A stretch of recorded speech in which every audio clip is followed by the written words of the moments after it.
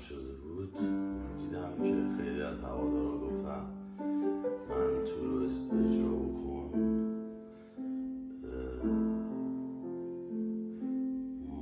بندمون تهید و تنها نوازنده که مونده من براتون من تو رو اجرا میکنم و خواستم بگم که اگه همه هم برن حتی یکی هم بمونه ما کارمون رو انجام میدیم هرچی که باشه.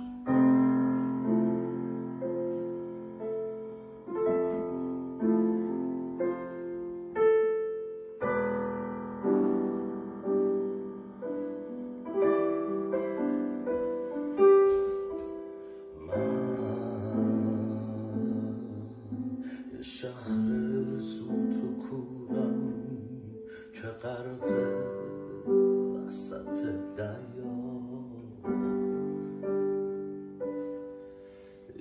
آتلانتیس بی‌نورم پر از دل شوره و فریاد.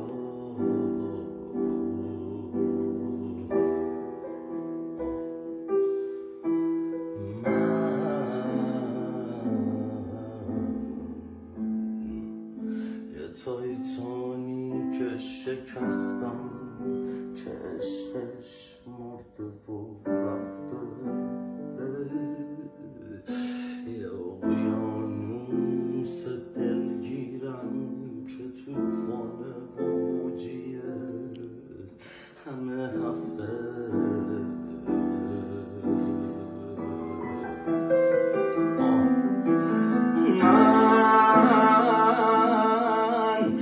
مهد تمدن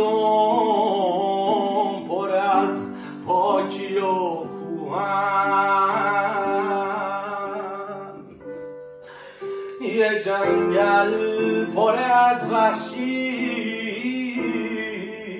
ولی خب پاک و انبوهن.